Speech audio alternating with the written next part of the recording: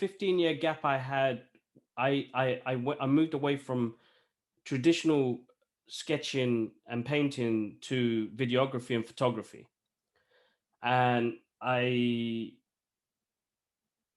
do enjoy it. I still enjoy it now, but something happened towards the end of that journey where I hated editing, I hated cameras.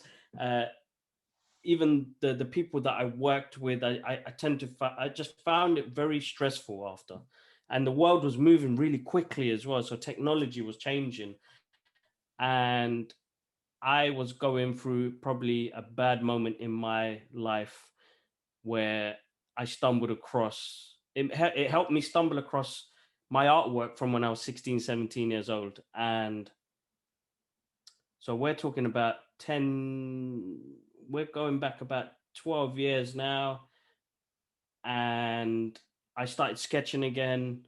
I bought some ink markers, pencils, sketchbooks, and I started sketching, like starting right from the beginning again, basically learning how to draw hands, eyes, face. And then the UK had just started doing their Comic Cons quite big. And this is about 10 years ago. And they had all these artists from the States, and they had Bob Layton, who was co-creator of Iron Man, at one of these Comic Cons. And this is the first time I suddenly was like, hold up, why does that name sound familiar? And I booked my ticket, and I took a bunch of comic books with me, my Iron Man comic books. And I was wondering, is this the same guy? And then when I got there, it was a moment of, it was a pure geek out moment for me to meet the co-creator of Iron Man and to talk about art to an artist that worked with Marvel and DC and Valiant and all of these big companies, and how he pushed his work forward. And he he was really humble. He told me it was all about practice, and he inspired me in that moment.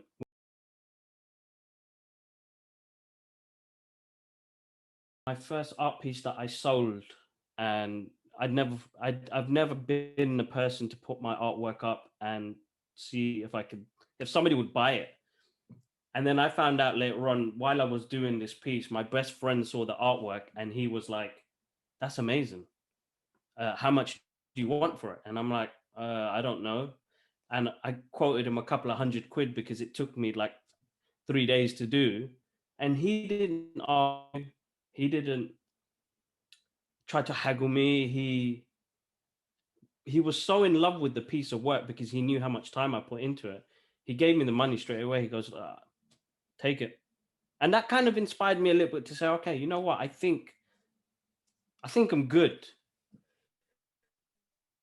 Exactly. I continued to practice, and later on, a few projects started to come through, and then I've got to work with a couple of people, and then projects just came flooding through after. And where I was thinking maybe this my artwork may not do what it was meant to do, has become has it's become a really good journey the past couple of years. Really good. Yeah.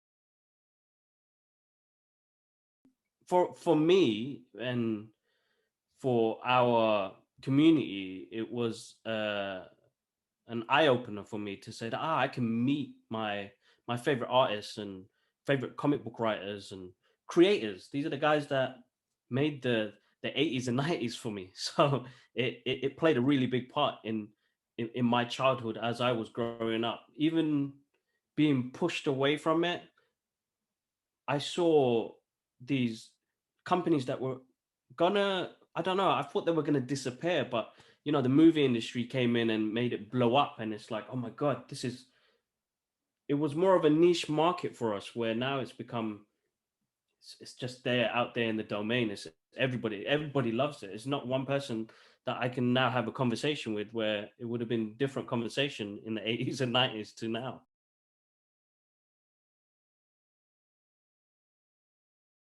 I think for me, it's just comics. Like I've been a fan for so long. My uncle, who got me into this stuff, yeah, he's always seen it as a neutral ground. Like, He's never seen it as of all the mediums that come out when it comes to fantasy, superhero, independent stories, horror stories. I've been the fan of the artwork, so that's where for me it all is kind of a level playing field for me. It's not something where I feel like I need to be in this niche or that niche. Uh, but I suppose in my practicing when I'm doing my artwork, I tend to go to the superhero. I suppose because I've just practiced towards that. But I do tend to see everything kind of a play like a I'm a art I love artwork. I love looking at it because some people do some amazing work and it's just not in superhero comic books. You're looking at different genres of comic books now that are coming out and the artwork is absolutely amazing and moving from traditional or mixing traditional and digital artwork at the moment now is out of this world.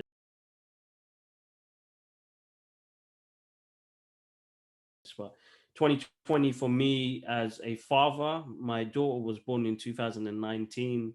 This was the first year see my little girl grow and not being able to be with family members or friends or families to see her grow up and to be Yeah. around people. And luckily with the work that I do, I get the chance to be with her every moment so I can keep her entertained and keep her imagination going. And yeah, it did get tough. So in the process of that, an idea spawned in my head was I like drawing.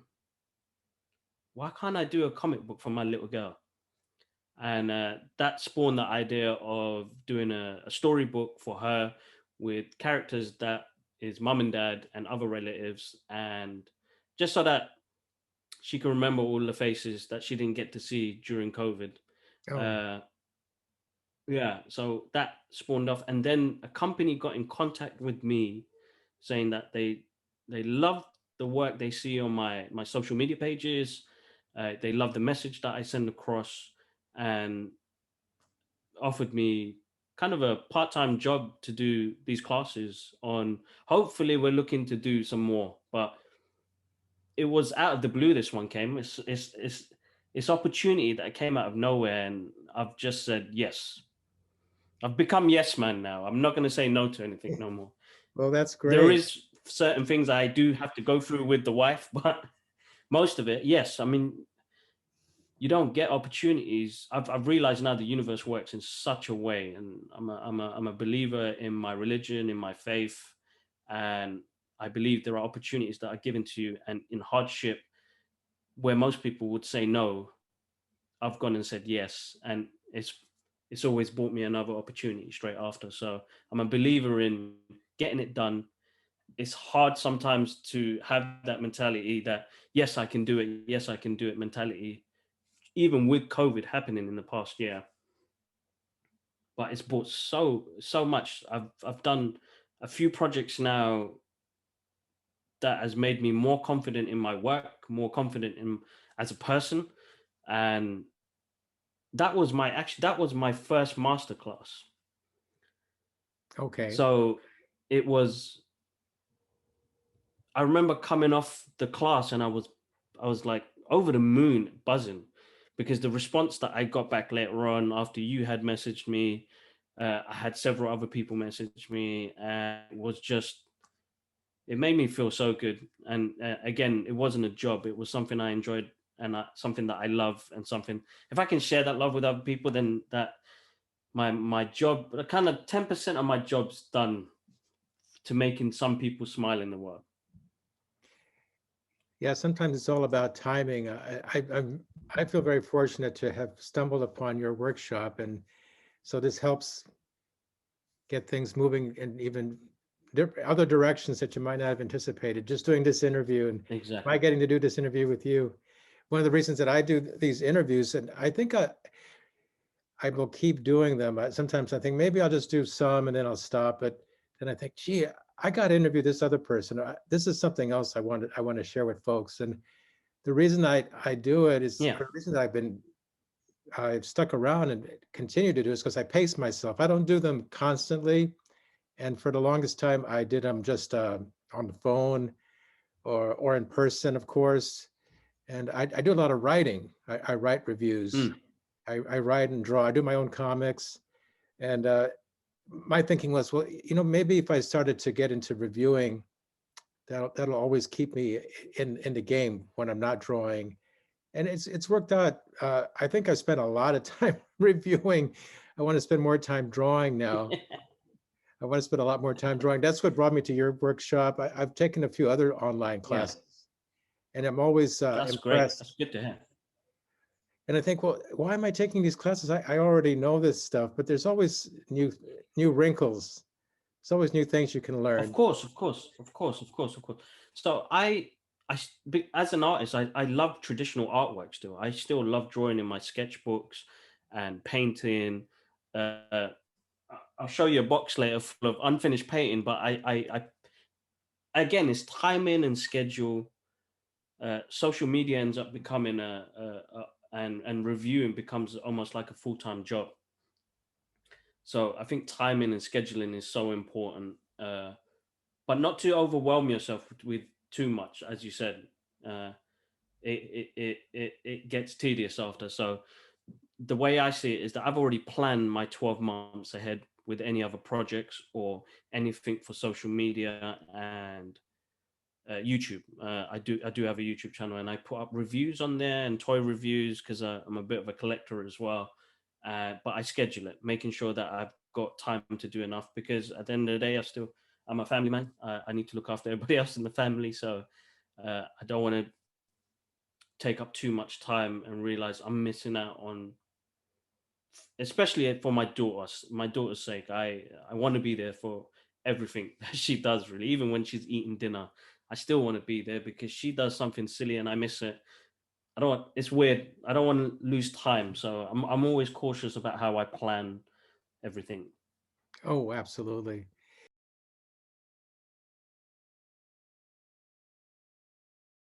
This, as I said, is a traditional piece. This one's one of Batman. Uh, just it's like a infographic ink, a fine tip marker, and I just went at it. I mean, you could immediately tell that Jim Lee massively inspired me on this piece here. And Jim Lee, I got to meet him last year at the Birds of Prey premiere. So that's Oh, another thing that my journey has taken me on to is that Warner Brothers UK would give me a shout and say, "Kibbs, do you want to come to the premiere of Birds of Prey and like all these comic book movies?" And I'm like, "Excuse me, who am I? What? Sorry." So I got to meet Jim Lee at that, and out of everybody else that was there, you had Margot Robbie and the cast of Birds of Prey and the director and everything. My moment was meeting Grant Morrison, Jim Lee, Dan Dido. So all these guys from DC oh that yeah. create these beautiful characters that I've grown up with was my geek out moment. And everybody else was like, "How come you're talking to those guys?" And I'm like, these are the guys. These are the guys that put the hard work behind stories and the rest of it and the artwork. I Oh mean, yeah. without Jim Lee, like he's become such a big part of DC. And his artwork since his Marvel days. Oh, absolutely amazing. So that's one of them. This is some of my digital work, which is a mixture of anime Oh, and nice. yeah, so a mixture of anime and Marvel. You got the Guardians of the Galaxy. I tried something cute with the Civil War, Captain America, and Iron Man kids. So this was a mix and match. So I did these in pencil first, and then I scanned the images, and then I put them into Photoshop, and I used my massive Wacom tablet to ink them. So that was that. That was Batman. Let's go Galaxy. I So was gonna do. were you using the Wacom tablet with your video and photography, or did you use the No, I didn't. I didn't. I work for an education company. I'm one of their market. I work in the marketing department. One of the companies that I work with is Wacom, and as I was transitioning from traditional artwork to going into digital, it was really crucial to my transition because the information I got from them when I tried their products, it saved me so much time when it came to doing clients' work, and the freedom I have on this. It's the Wacom Cintiq. It's the 24-inch, I think, and it feels like a massive A3 piece of paper. Uh, as you saw in the class, it was just you could work with it freely like it was piece of paper. Yeah. But when it came to inking and coloring, that's where the dynamics of the image changed completely. This image here is a sketch I kind of started. I could continue it while we talk, and I'll have the screen on there. This one's of Martian Manhunter, Well, one of my underrated favorite that is characters. wonderful. So this one is again just I think it was watercolor paper and a pentel brush and line work. Again, another inspiration by Jim Lee. And then the next one is of Harlequin. And this one was done on a scrap piece of paper, and then I scanned it in just to ink the colors in. Uh-huh. So this one was quite surprising because I think I did this when I was working in I was in a meeting and I was scribbling and I started drawing, and then I was like, all right, let me get this into Photoshop and add some colors to it, which helped out massively.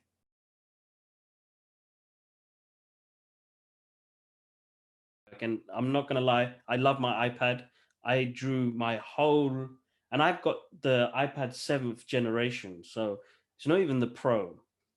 But Procreate is such a cool app. It almost is exactly the same as Photoshop with the layers. But I did my daughter's storybook on the iPad, and it took me.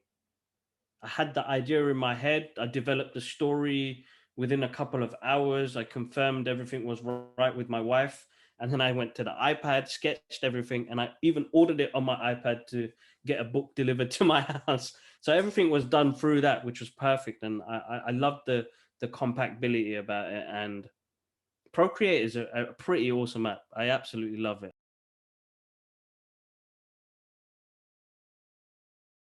Called ALARA's Journey to the Moon, and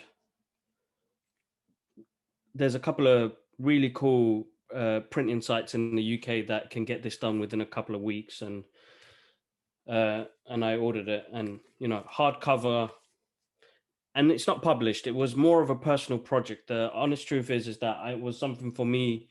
I suppose in the times we live in right now, leaving a little bit of a legacy for my family would be is really important at the moment. I didn't think about getting it published or getting the big leagues and the rest of it. It was personal, little small goals for me to say, all right, I've done that. Let me see what I can do for myself later. And as I was saying, in this book, I've even put all the scribbles in. Oh, So these are the concept ideas that were which I originally put in, just so that when I did come to the last image, that I'd have that. oh, beautiful. And I've made it really simple. And I'm a fan of like high detailed work, but when it came to doing something like this, it just gave me more of a approach of saying, I've got 2 comic books that I'm working on at the moment. Is again a personal project.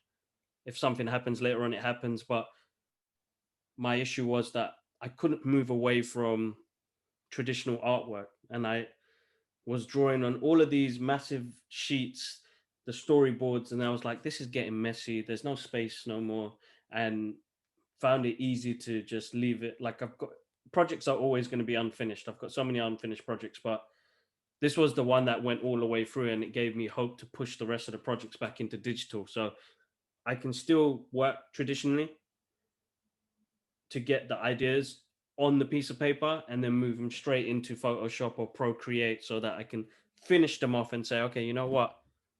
I bit my tongue, I got it done. Let's move on to the next project.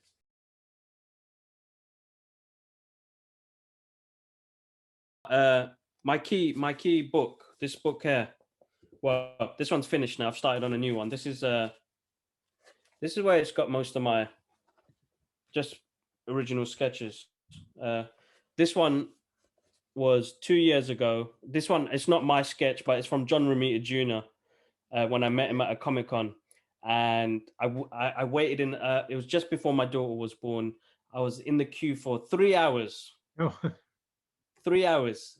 He's quite a popular guy, and yeah, he did that sketch for me. He was like, "Thank you for waiting," and really humble guy, and yeah, it was just pure inspiration in that moment. But within that, I'll stand up and just show you some of the sketches I do if I'm sitting in the office or I'm sitting at home. I always carry a pencil case with felt tip markers and ink pens with me, and just go through different ideas and concept ideas. Really, hopefully you could see that. yeah, very cool. Yeah, and even sometimes like simple scribbles with pencils as well. Uh, so Ray from Star Wars, Luke Skywalker, Anakin Skywalker. I was going through a Star Wars phase. Tried like a Han Solo and Chewbacca, something different, and then something a bit more traditional. And it's just, I suppose it was helping me find my style. This sketchbook just helped me find. This one's David Bowie, The Punisher. So like it really helped me. Logan, it's another one. Frank Miller, one of my favorites. Yeah, and you know, working with shapes and understanding things. Dark Knight, Storm. Yeah, so the book, I carry a notebook with me everywhere I go. It helps me with ideas. I carry my pencil case. Everybody's like, you've got so much in your bag, but it was like, you could have an idea in the spur of a moment, and you're like, you'd be gutted when, like, I've had times where I've gone home and I'm just like, why didn't I write that down?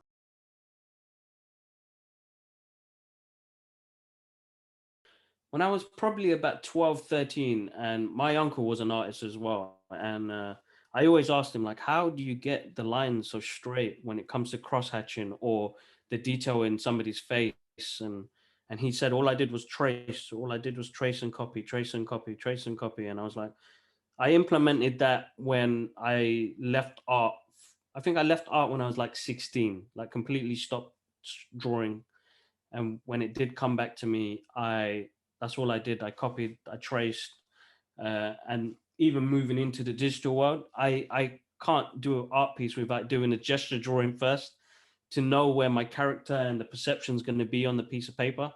And on digital, luckily, that process is so quick. So I have several gesture drawings saved that I can use if I'm doing a superhero image, or if it's a portrait image, that I've got all of these poses ready for me. Because sometimes you can draw from scratch, which I can share and show you guys in a moment.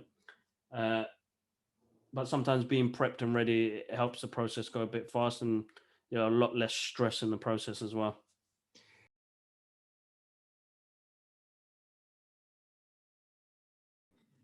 I'm not sure if you know of an artist named Darwin Cook. Oh, yes, absolutely. So happy again that I had the chance to meet him when he was in the UK once, and after hearing the battle he went through with cancer and hearing his passing, I was pretty gutted. I did a tribute piece to him and his family that they acknowledged, which was absolutely amazing, which I did on YouTube as well. But I had some of his artwork signed, his comic books signed. Oh, So these are like some of my prized possessions. And on my journey in the past 15 years, every artist that have come over from the States or abroad, uh, I've been getting them to sign my comic book, so which is absolutely amazing. This one's done by Todd Nark. He's more of a recent artist, oh, yeah, I'm not but familiar with him. he helped a lot massively when it came to online presence and helping people to find their ways of artwork. He gave tips and trips which really helped me along my journey. His name is Tom Knock. That's right, Todd Nark. Yeah, if you check out his YouTube channel, it's absolutely amazing. It's just full of content to help you as an artist to learn how to ink, learn how to pencil, what paper to use, what inks to use. And recently he has ventured into the digital world now. So now he uses his iPad with Procreate, and it's such a it's it's in a way it was weird to see him transition from traditional into digital, because his traditional work is stunning.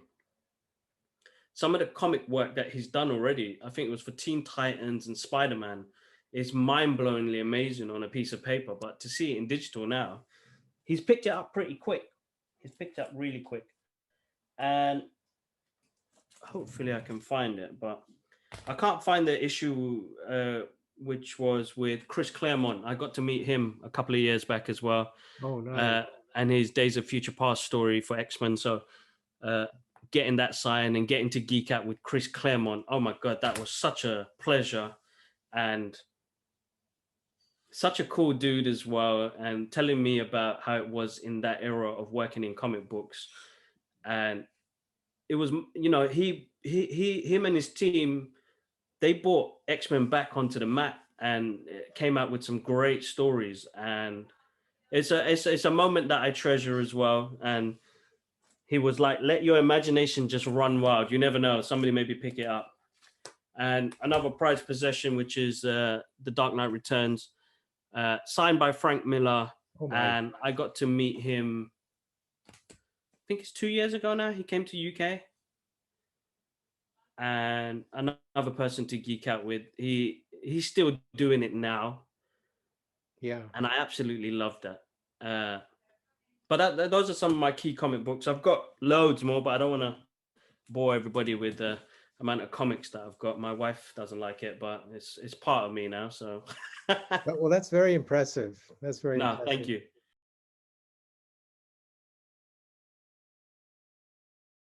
Can share this while I have. It's called Sinestro. I've been working on this project for probably 3 years now. I'm still not come to the end of it because the story has changed several times. I have a writer friend who reads through it and goes, Kibbs, you're talking too much science. You're going to lose the reader. You're going to lose the reader. You need to bring it down again, bring it down to earth again, because sometimes fantasy can take it can go out there straight away, and some people will understand it and some people won't. And luckily, my writer friend, he knows I'm not a writer. I'm purely an artist, and I know that writing is so important to go with the artwork, but to make it easy for the readers to understand and not too far complicated. So this is like a time travel comedy. So as you probably saw from the masterclass, I'm a big fan of Back to the Future. I have a hoverboard right there in the background. I've got a. Well, I'm right with you. Something about time travel, but it wasn't that. It was this, the device. Yeah. It was, why did they pick the DeLorean? And I fell in love with it ever since. It's become a big part of my life. My wife probably hates it because it was our wedding car. Oh, wow. But the DeLorean. But this is a time travel story about. I can say a little bit about it. This will be you get a bit of an exclusive. I've only said this to another podcaster. So time travel, it's all about black holes.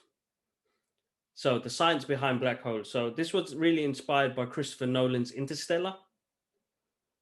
That guy made me fall in love with science again. It's absolutely amazing how his direction and his love for science as well implemented onto me, and I created a superhero that has black hole powers, I gotta say. So yeah, it's still in development, and it has been for the past 3 years. There's loads of artwork ready to go.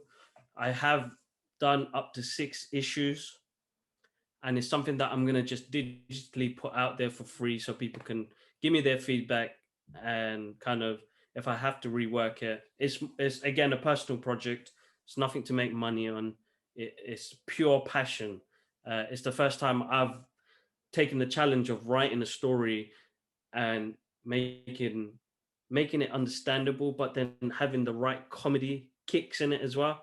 And that's where my writer friend has said this is where it's important, if you're going to put comedy into a science fiction, that you need to have the right moments, the right wordings for it, because you don't want it to come across, it could come off wrong in the writing. So it's key that you have the timing right of when you do this and how you write it, what the dialogue's going to be, and the scenario as well. So yeah, the Sinestro, hopefully. I was aiming for summer, but any hiccups, maybe winter, but summer. Keep an eye on my Instagram. I will announce it on there massively. Well, it's a great opportunity for you to give some teasers, just some teaser images of your work onto Instagram. Yes, definitely will do. The thing is, if I go back, you know what I'm going to do, Henry? I'm going to send you an image of it, and this was from like exactly 3 years ago when the inception happened in my head to the paper. Uh, it's yeah, it's being in this comic book industry and working on your own ideas is fulfilling on a whole different level, because I never dreamt of doing some of the stuff and some of the people I've met along my journey as well in the past. I could say in the past 6 7 years, it's been out of this world. The universe works in such a way where faith, I'm a big believer as well, but working hard does pay off. You got to put the time in, which is hard enough as it is. Uh, but before you know it, you opportunities will come. And seriously,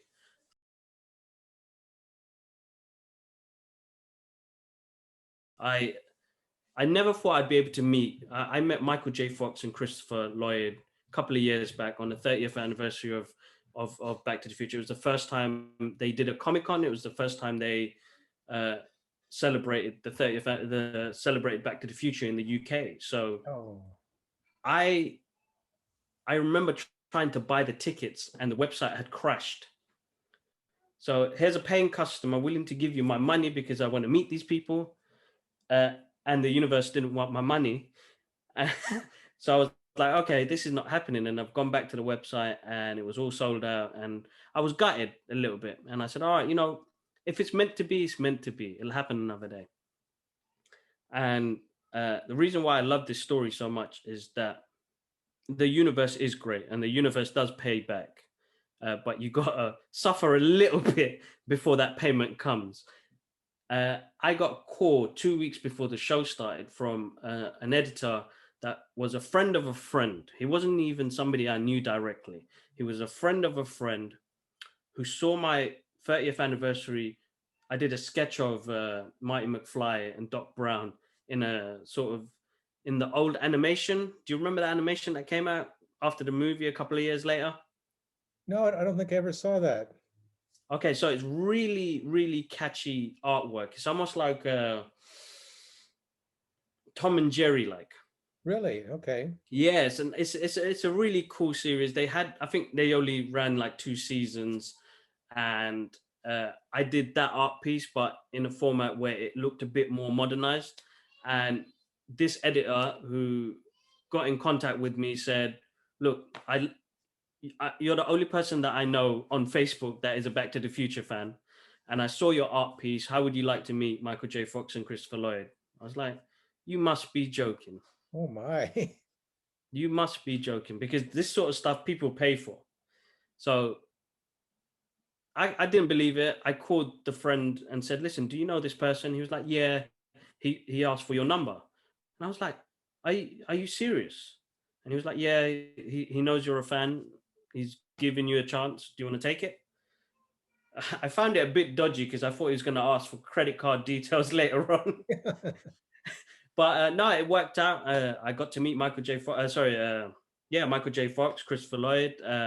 Another geek out moment that made me say, I think I'm on the right path now.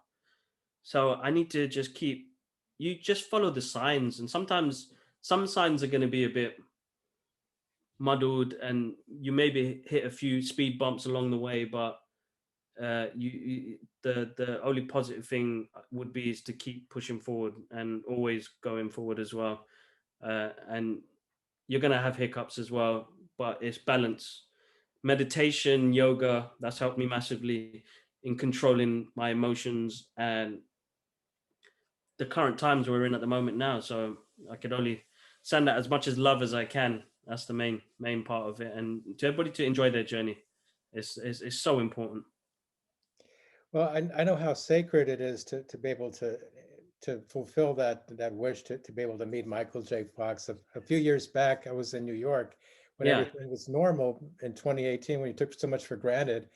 that we did. And it was a privilege. I don't go to New York. I don't jet set there that often, but I was at this ritzy little restaurant. They have one in London. I forget the name of it now, but Hmm. Columbus Circle or whatever they call that. It's like a mall. But Oh yeah, Michael J. yeah. I think Fox I.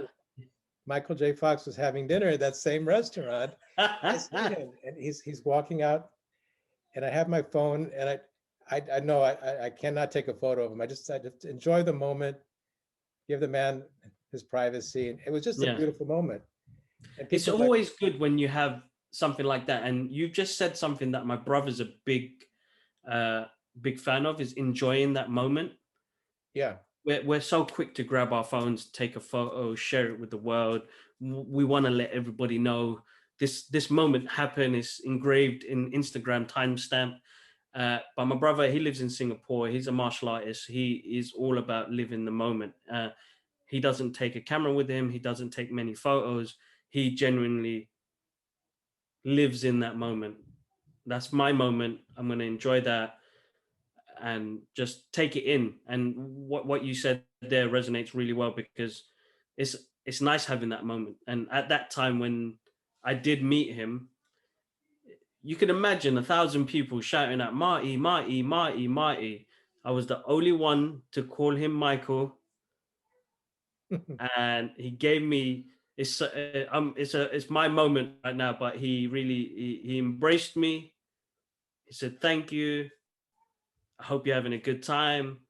And I was like, man, dude, I don't know how you've kept up with this because you probably met 4,000 people right now, but you're still doing what you're doing and the love of it. And he was like, the fans genuinely keep me going because everybody's always got a story and everybody's got something to say.